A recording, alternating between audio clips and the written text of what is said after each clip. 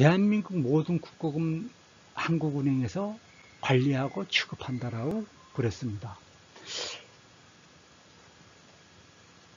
여기 어디 대통령이 지명하는 정부 부처를 통해서 관리하고 지명한다 라는 것이 없습니다. 대통령이 지명하는 정부 부처는 뛰어넘었어. 완전히 무시했죠. 깡그리 무시했습니다. 여기서 대통령이 지명하는 부처, 정부 각 부처라는 것은 어디에도 없습니다. 한국은행법 어디에도 그 한 단어, 그림자도 없습니다. 오직 한국은행이 주인이고 한국은행이 왕이며 한국은행이 최고의 통치권자로서 대한민국 모든 살림살이를 한국은행이 주체해서 주관하고 있다.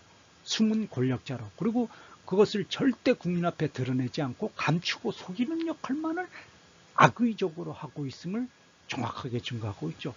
국고금을 한국은행에서 관리하고 있다 그러면은 정부에 대출도 해주고 또 정부에 대해서 대출금에 대한 이자도 받고 수수료도 받고 요금도 받습니다. 그리고 국고금을 관리한다 그러면 대한민국 나라의 모든 생명줄의 최고 권력 방법은 이 한국은행에서 다 가지고 있는 거야. 그런데도 일개 법인이야. 개인이 주인인데 법인이라고 하면 일개 개인이 주인입니다. 정부가 주인이 아니죠. 법인은 정부가 주인이 될 수 없죠. 특수법인이라 그러면 정부가 주인이라는 것을 배격하는 것이죠. 정부가 주인이 아니다. 특수법인이라 그러면 개인이 주인이다라고 하는 것을 강력하게 자랑하는 것이고 증거하는 것이죠. 제72조 보호 예수 업무.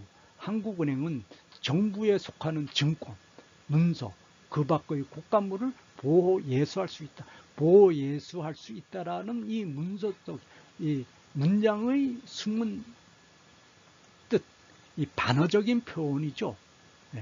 보호 예수할 수 있다라는 것은 이건 반어적인 표현으로 여기에 숨어 있는 뜻은 한국은행이 정부에 속하는 모든 증권과 문서와 그 밖의 국가물을 독점적으로 소유하고 국민을 탄압하고 억압하는 목적으로만 독단적인 초월된 사악한 권력자로서 대통령을 앞잡이로 국회의원을 꼭두각시로 각 언론을 나팔수로 하여 국민을 탄압하고 국민을 억압하는 정책만을 집행한다. 지금 2017년 4월 현재 봅시다.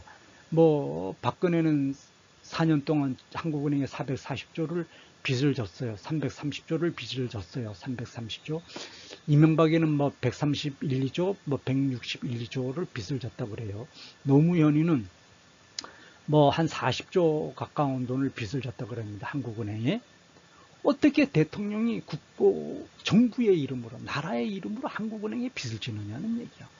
그러면 한국은행이 모든 것을 소유하고 독점적으로 관리하고 있는 건데 여기에 보호 예수할 수 있다는 건 이거 완전히 둔갑술이죠. 국민을 우롱하고 조롱하고 국민을 속이고 국민에게 감추는 아주 최고의 간악한 거짓된 속임수의 술수의 표현이죠. 요거는. 73조 국가 사무 취급 보십시오. 한국은행은 법령에서 정하는 바에 따라 국가의 수입, 징수를 보조하며 국채의 발행, 매각, 상환 또는 그 밖의 사무를 취급할 수 있다. 그 밖의 사무라는 것은 뭡니까? 요금과 수수료도 청구한다는 얘기죠. 보십시오. 73조 국가 사무의 취급. 한국은행에서 국가의 모든 중요 사무를 취급하는데 거기에 요금과 수수료를 받는다라고 그랬어요. 야, 이거 참 어떻게 한국은행이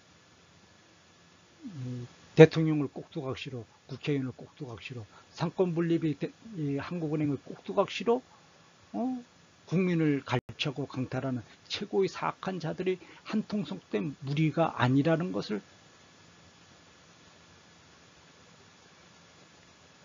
절대로 부인할 수가 없죠.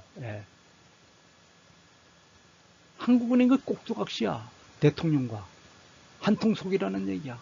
그래서 국민을 탄압하고 국민을 억압하는 예.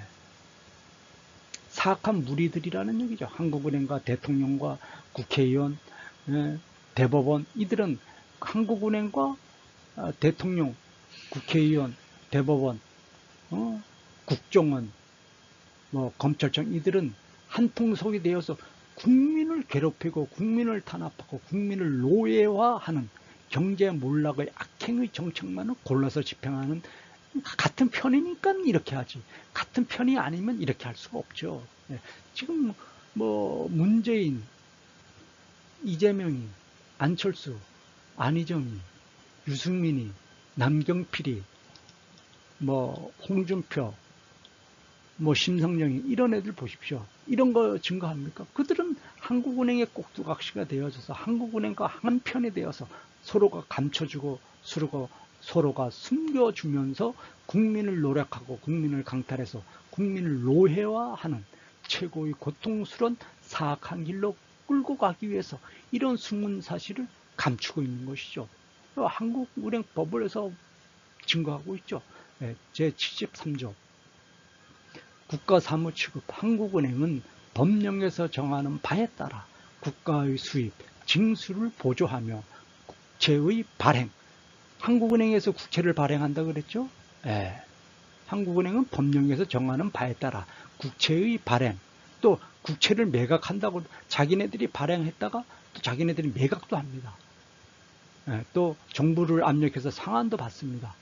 그 밖의 사무라는 것은 요금과 수수료를 청구한다. 보십시오. 74조 수수료. 한국은행은 정부의 사무 취급에 대하여, 정부의 사무 취급, 국가 사무 취급, 정부의 사무 취급에 대하여 실비의 범위에서 요금 또는 수수료를 청구할 수 있다. 수수료, 요금을 청구할 수 있다. 실비의 범위에서, 실비의 범위가 아니죠. 벼락같이 비싼, 벼락같이 비싼 수수료와 요금을 청구한다. 국민을 탄압하고 국민을 갈취해서 국민을 거지 만들어서 경제 노예화로 만들어서 벌레보다도 못한 굶주림의 세상으로 만들어가기 위해서 속임수와 감추는 것으로 대통령과 국회의원을 꼭두각시로 해서 나라를 파멸시키는 길로 끌고 가고 있다는 것을 이렇게 정확하게 증거하고 있죠. 그렇지 않으면 어떻게 한국은행이 대통령과 국회의원을 앞잡이로 해서 그들의 입을 막고 그들의 눈을 막으면서 이렇게 국민을 갈취하는 법만을 만들어낼 수 있느냐는 얘기죠. 제75조 대정부 여신 등 한국은행은 정부에 대하여 당좌 대출 또는 그 밖의 형식 여신을 할 수 있으며 정부로부터 국채를 직접 인수할 수 있다. 자, 이렇게 나오죠. 실질적으로 한국은행이 어떠한 위치에서 국민을 탄압하느냐, 그 실체가 드러나고 있죠. 대정부 여신 제75조 한국은행은 정부에 대하여 당좌 대출, 당좌 대출은 얼마나 무섭습니까? 그 밖의 형식의 여신을 할 수 있으며 정부로부터 국채를 직접 인수할 수 있다. 당좌 대출은 빚 가운데 최고의 무서운 빚이죠. 당좌 대출은 보통 단기간에 대출을 말합니다. 증권을 봐서 우리가 은행에 개인 사업하면서 당좌 대출 받잖아요. 그 기간 내에 돈 못 받, 그냥 부도나는 거야. 우리 많이 경험하죠. 목격도 하고. 우리가 개인이 회사 명의로 해서 당좌 대출을 받습니다. 당좌 대출 뭐 기간 정해서 몇 달 뭐 이렇게 정해서 받는데 뭐 잘 안 돼서 그 기간 내에 돈이 안 들어왔다. 그럼 바로 부도나는 거야. 당좌 대출 꼼짝 말하죠. 한국은행이 대한민국 정부를 향해서 당좌 대출을 해준다 그러면 대한민국이 부도내게 하는 건 한국은행 수준에 있다는 얘기죠. 한국은행이 대한민국의 생명줄을 한국은행이 가지고 있다. 대통령은 꼭두각시고 국회의원은 꼭두각시고 상권분립은 꼭두각시고 국정원과 검찰청은 꼭두각시라는 것이 정확하게 증거가 되고 있죠. 이 당좌대출이라는 것이 얼마나 무섭습니까? 우리가 개인 사업을 하면서 회사명으로 은행에 당좌 대출을 받으면은 그냥 뭐 3개월, 5개월, 6개월이야. 기껏. 그 기간에 못 갚으면 한 시간, 마감 시간 은행 4시인데, 은행 4시간, 1시간, 4시에 돈이 들어오지 못하고 5시에 들어왔다. 그냥 부도나는 거 아닙니까? 그냥 부도나는 거야. 꼼짝 말. 4시면 적어도 4시까지. 은행 마감 시간까지 들어와야 돼.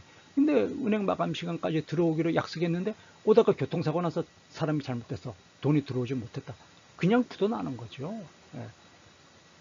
안 그렇습니까? 제가 거짓말 하는 것 아니죠. 그런 생명줄을 한국은행은 국가로부터 가지고 있다.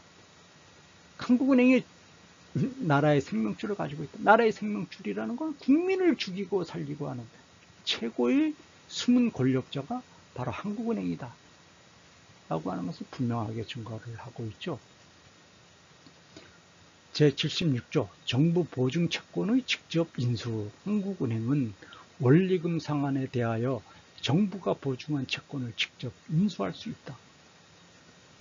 야, 아니 한국은행이 무슨 권리로 인수라는 것은 뭡니까? 채권자의 입장에서 그냥 뺏어간다는 얘기야. 이거는 원리금 상환 보십시오. 원금과 이자를 상환에 대하여 정부가 보증한 채권을 직접 뺏어간다는 얘기죠. 인수라는 건 뺏어간다는 얘기. 뭐야? 한국은행은 정부가 약속한 원리금, 원금과 이자 부분 상환에 대하여 정부가 보증한 채권을 직접 뺏어간다. 직접 뺏어간다는 건 뭡니까? 국가가 지키지 못하면 한국은행이 부도 처리한다는 얘기야. 야, 이거 여기 당좌대출 나오죠? 여기 당좌대출. 나라를 망하게 할 수 있는 절대 권한을 한국은행이 가지고 있다. 왜? 돈줄을 가지고 있으니까. 이것을 역대 그 많은 대통령들이 이것을 바로잡지 못했어요. 보십시다. 우리나라 이 상권 분립의 역사는 70년이죠. 1948년부터 이승만이 들어서서 지금 17년이니까 60한 8, 9년, 70년 됩니다. 근데 영국은 1000년대에 우회 민주주의로부터 시작되어지면, 그래서 성문법, 우리가 법을 처음 볼 때 영국의 성문법, 1000년도에 만들어졌죠. 1100년 전후에서 만들어진 성문법. 우회 민주주의는 영국으로부터 시작됐다. 영국, 미국 민주주의는 200년이 넘어서 300년 가까이 됩니다. 독일, 민주주의의 근대 민주주의는 독일과 불란서로부터 시작이 되어졌다고 그러지 않습니까?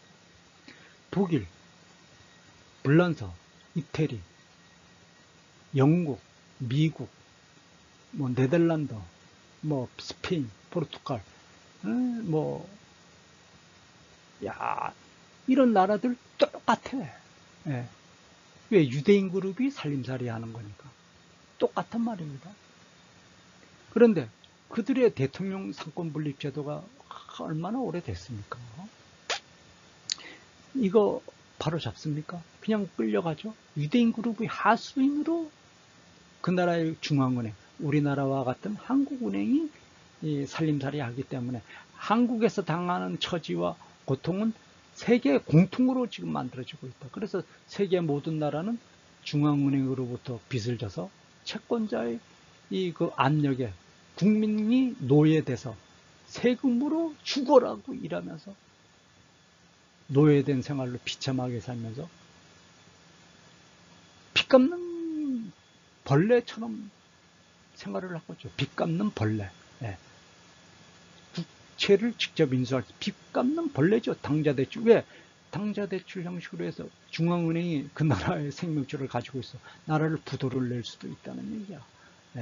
그래서 여기 나오죠. 76조. 원리금 상환, 원금과 이자 부분에 대한 정부가 보증한 채권을 직접 빼앗는다. 인수가 아니죠. 강탈 노략으로 빼앗아서 국민을 세금으로 강탈하고 억압한다 라고 하는 것을 분명하게 지금 증거를 하고 있죠. 가장 정확한 방법으로.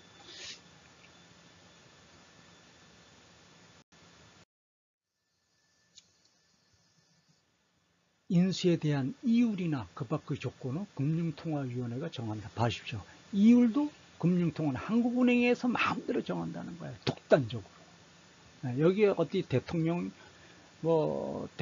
지명한 정부 부처 그림자도 없죠.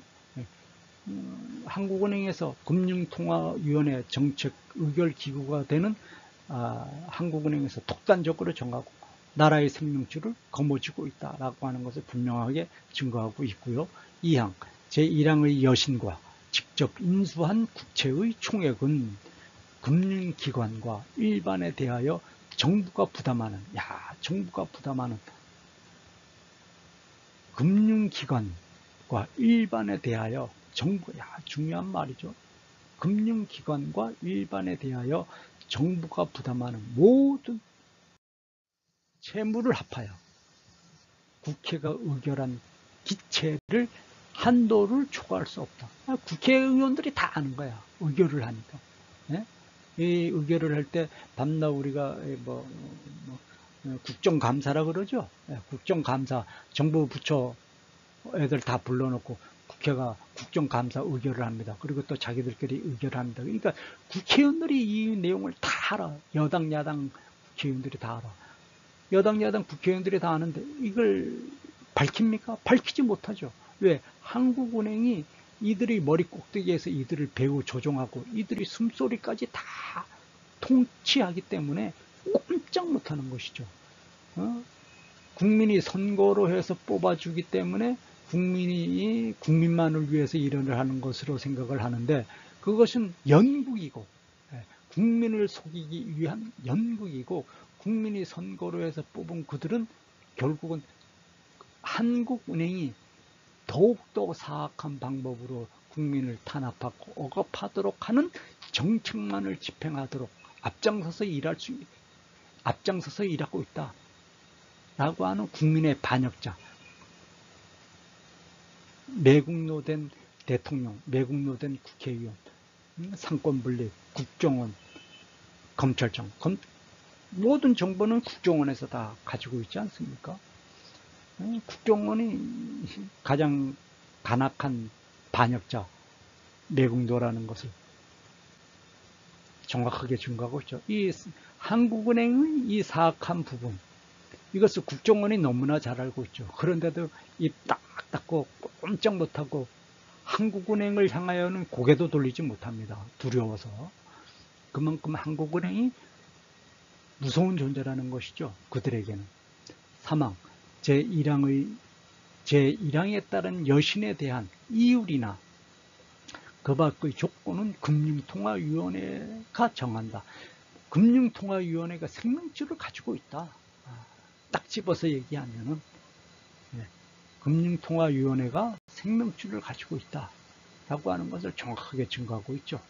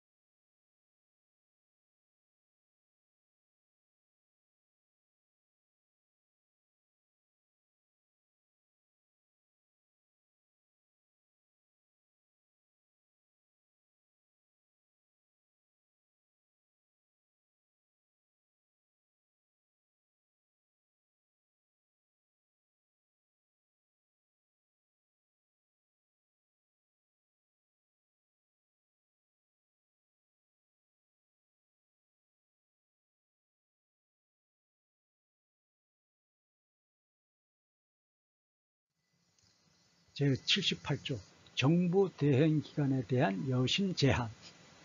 한국은행에서 자기네들의 계산과 다르면은 정부의 요구를 거절하고 제한을 하면서 돈을 대출 안 해줄 수도 있다는 얘기죠. 정부가 요구하면 자기들 마음에 들지 않으면, 요구 조건에 차지 않으면, 한국은행 요구 조건에 차지 않으면 대출 안 해준다는 뜻이죠. 보십시오.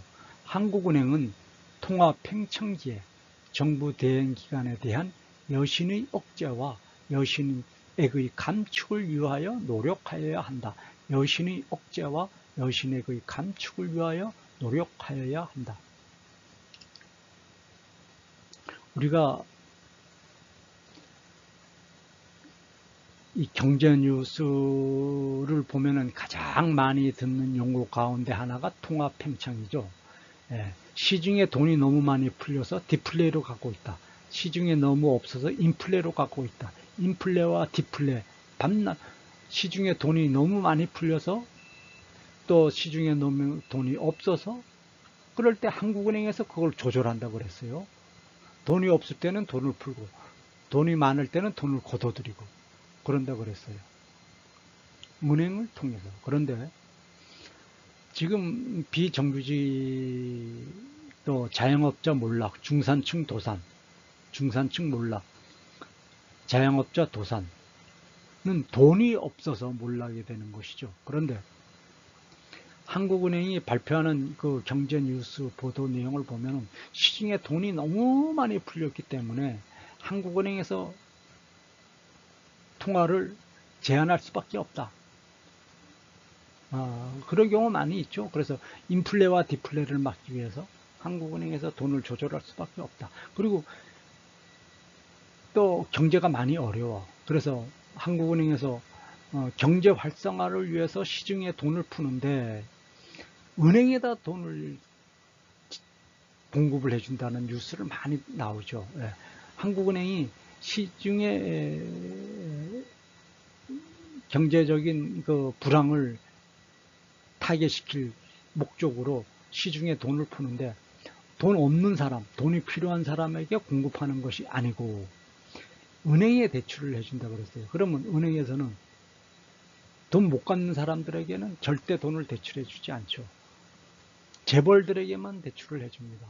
또 중소기업자, 잘 안 되는 중소기업자들에게는 돈을 대출 안 해주죠. 돈 잘 갚는 사람들, 그러니까 돈이 필요 없는 사람들에게 그냥 갖다 그냥 공짜로 주는 거야. 한국은행이 은행에 주는 돈은 국민의 세금으로 걷어들인 돈입니다. 한국은행이 공짜로 주지 않죠.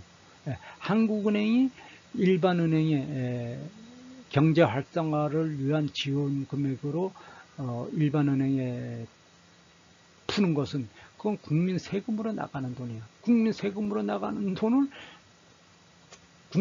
필요한 국민들에게, 다시 말해서 비정규직, 자영업자 몰락 이런 사람들에게 풀어서 경제 활성화를 시켜가지고 망한 자영업자에게는 재기의 기회를 주고, 돈이 없어서 자영업자가 망했으니까 또 자본금이 있어야지 자영업자가 또 일어날 거 아닙니까? 그러면 돈이 없어서 재기하지 못하는 자영업자에게 돈을 지원해 줘야 되는데, 돈이 필요한 자영업자 또는 비정규직, 필요한 봉급이 작으니까 필요한 생활물품을 구매를 못한단 말이죠. 그러니까 경제 활성화를 시키기 위해서는 필요한 물품을 마음대로 구매해서 소비가 진작되도록 만들려 그러면은, 소비가 활성화시키도록 만들어 주려 그러면은 돈이 없어서 소비를 못하는 비정규직자리, 봉급이 적어서 돈이 없어서 쩔쩔매는 사람들에게 돈을 풀어야 돼. 그런데 거꾸로 하고 있죠. 은행에다 돈을 풉니다. 그리고서 은행에서는 또 돈 없는 사람들에게는 절대 주지 않고 재벌들에게만 갖다 줘요. 그리고서는 한국은행은 돈을 썼으니까 국가에다 또 돈을 요구합니다. 그리고 세금 또 걷어들이게끔 벼락같이 세금을 올리도록 또 압력을 넣죠. 한국은행은 별별 구실을 다 댑니다. 한국은행이 직접 정부에 대해서 압력을 주었다는 뉴스는 하지 않아. 그런 뉴스는 완전히 금기사항이야. 그런데 숨어서는 별별 압력을 다 하죠. 그런데 뉴스 보도할 때는 무슨 뭐 경제적인 어려움을 들어서 이렇게 해야 된다라는 여론을 조작으로 한국은행에서 배후 조종자로 만들죠. 그럼 그건 또 언론에서 거짓된 속임수의 기획된 뉴스 제보임을 알면서도 언론에서는 장단 맞추느냐고, 한국은행과 한편이니까, 끼리끼리 한편이니까 언론에서는 또 그걸 또 열심히 또 보도합니다. 그러면 국민은 바보니까, 국민은 바보니까 판단을 못하고 보면서도 그것을 정확하게 분별을 하지 못하니까 또 언론에서 뉴스 보도되면 그것이 사실인 줄 알고 또 속고 넘어가죠. 계속 반복해서 국민을 속입니다. 그러면서 국민을 끊임없이 강탈하고 있죠. 이렇게 한국은행이 나라를 움직여서 국민을 강탈하는 사악한 행위를 골라서 하고 있음을 이렇게 반복해서 증거를 하고 있죠. 6절, 민간에 대한 업무. 뭐 이건 그냥 넘어가죠. 똑같은 얘기니까. 뭐 이거 다 똑같은 얘기입니다. 뭐 반복되는 얘기예요. 뭐 중요한 얘기는 다 했습니다. 이제는 은행법, 금융지주회사법, 국채법, 국고금관리법, 국가재정법, 뭐 예산회계법, 뭐 이런 걸로 해서 또 어떻게 나라를 완전히 본 게임에서 아주 파괴시키는가를 또 증명을 하겠습니다. 이건 뭐 또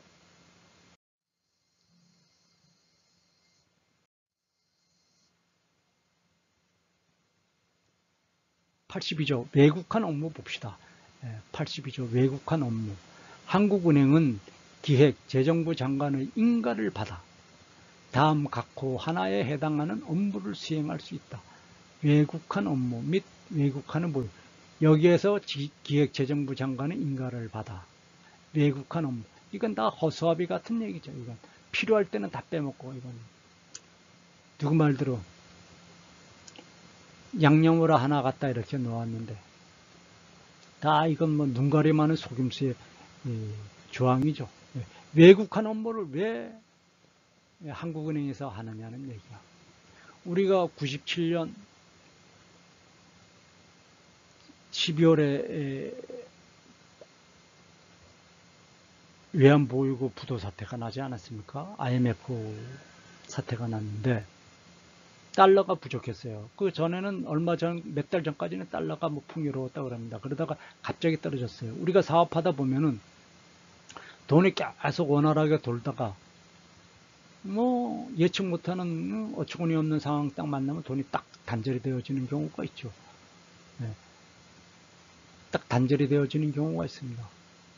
뭐 개인 기업 하는데 내가 약속했던 예정 기간에 당자 기간 정해가지고 했는데 그럼 만기일에 뭐 이것저것 상황이 안 맞아가지고 그 6일을 넘기면은 헤어나는데 그 6일을 넘기지 못할 그런 형편이라는 얘기. 마치 IMF 97년도 상황이 바로 그랬었다는 얘기죠. 그 외국한 업무 달러인데 지금 국제적인 세계 시장에서 달러가 90%뭐 중국 돈이 있고 뭐 유로화가 있다 그러지만 아직까지는 달러가 90%를 지배하고 있죠. 세계 시장에서. 그 중요한 달러 업무를 어떻게 한국은행에서 가지고 있느냐는 얘기야. 정부 부처 대통령이 움직이는 뭐 여기 기획재정부 장관이 나오네. 기획재정부 장관 인가를 받은 건 형식적이라는 얘기죠. 실질적인 건 다 빼버리고 형식적으로 양념 삼아 하나 딱 이렇게 넣으면 웃기는 얘기야. 외국의 금융기관, 국제금융기구, 외국 정부와 그 대행기관, 국제연합으로부터 예금의 수입, 빌려온다는 얘기죠. 봐요. 외국으로부터 빌려오는 외채는 재정기획장관의 허가를 받아서 들어온다. 이것은 정부에 그만큼 압력을 주기 위해서죠.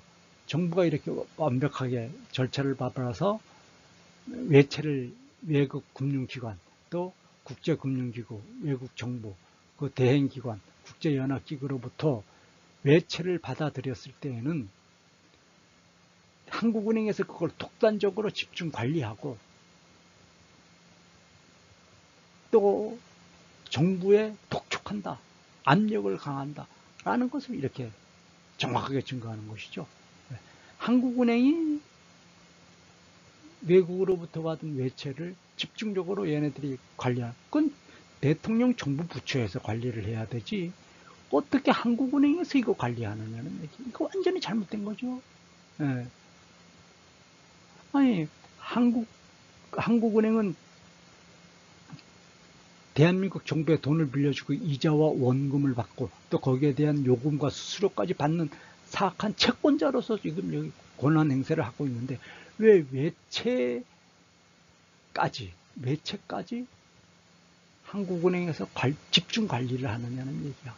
이건 완전히 잘못된 거죠. 예. 국민의 생명줄을 완전히 한국은행에 다 맡겨버렸다. 그걸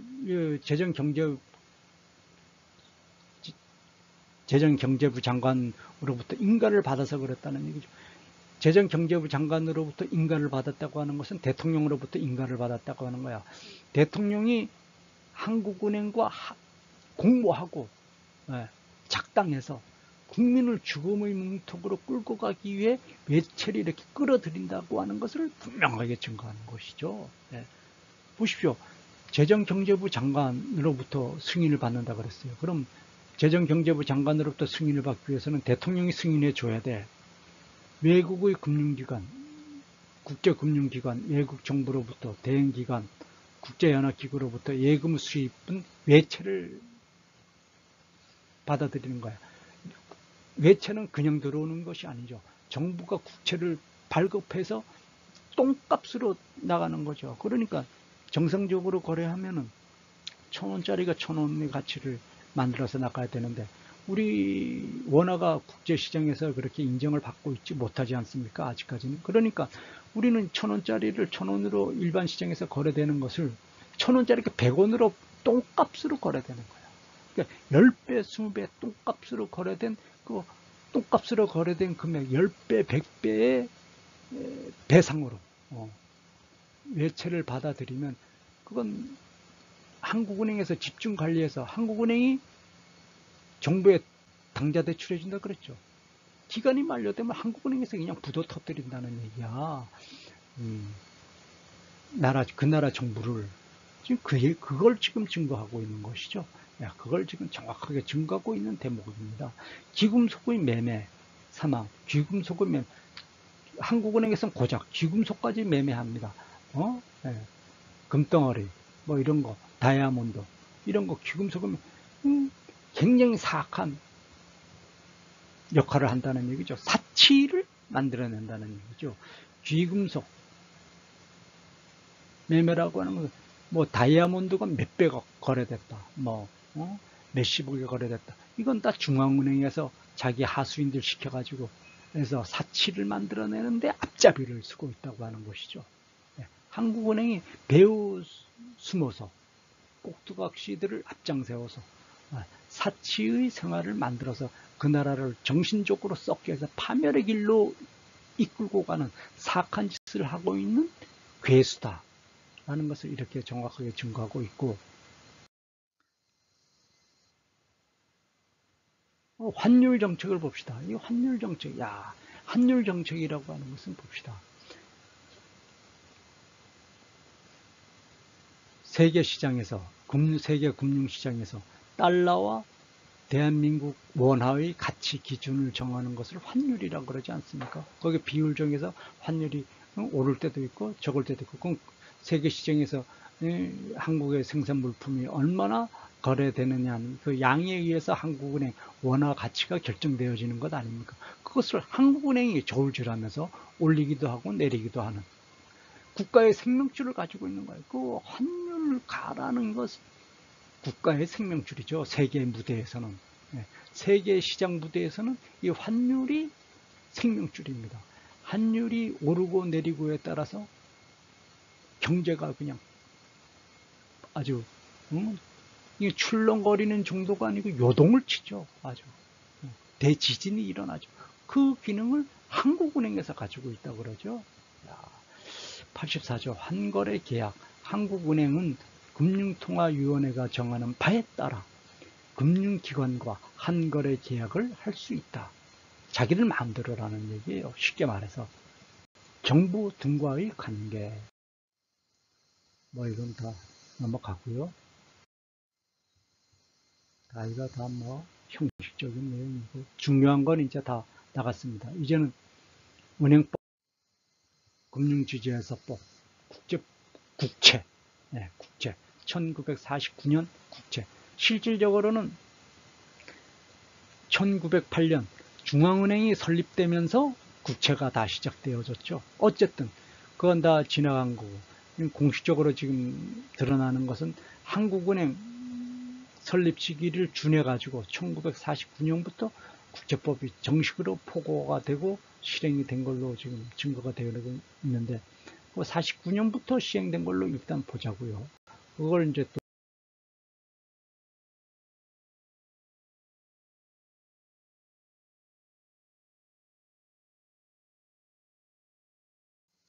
제가 유튜브에 4, 50개 되는 동영상 관련 자료를 올렸습니다. 제가 올린 동영상 자료를 검색해서 증명받을 수 있는 방법을 잠시 안내해 드리겠습니다. 유튜브, 구글에서 검색을 제목, 비정규직, 중산층, 자영업자 강탈하는 공모 세력으로 검색을 하시면 제가 올린 4, 50개 되는 동영상 자료가 검색이 됩니다. 제가 4, 50개 이상 올린 동영상 자료가 검색이 됩니다. 또 검색 제목을 국민의 원수, 삼권분립, 대기업, 은행, 언론, 목, 배고를 검색하셔도 제가 올린 동영상 자료가 한 4, 50개가 검색이 됩니다. 유튜브에서 검색을 하셔도 되고 구글에서 검색을 하셔도 됩니다.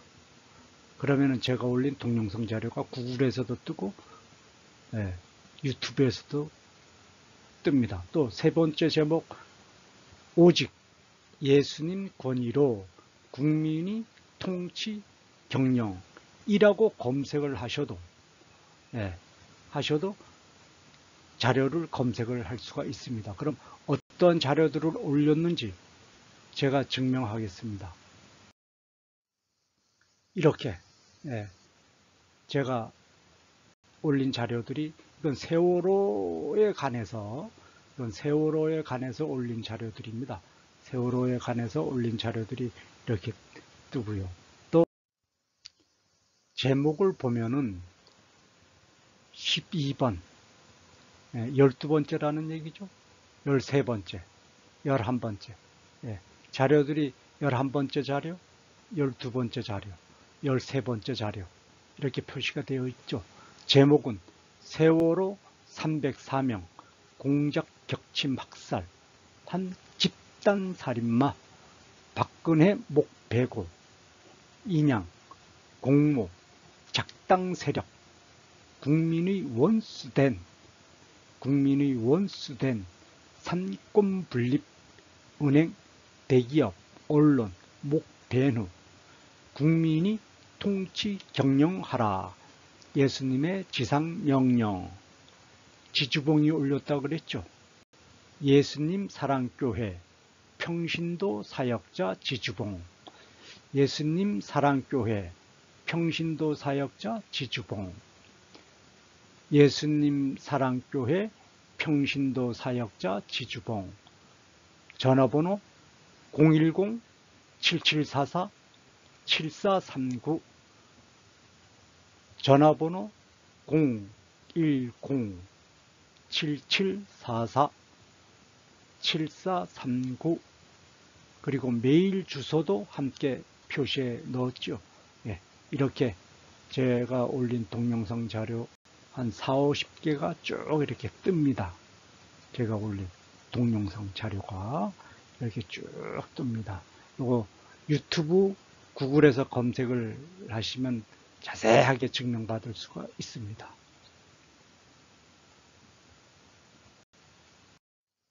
이렇게 제가 올린 자료들이 뜨죠. 네, 이렇게 제가 올린 자료들이 뜹니다. 이렇게. 네. 이건 몇 개만 지금 견본으로 지금 보이는 겁니다. 네. 몇 개만 견본으로 지금 제가 증명하는 거죠. 이렇게. 네.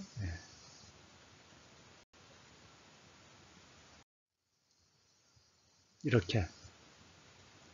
네. 이런 모습으로 이렇게 뜹니다.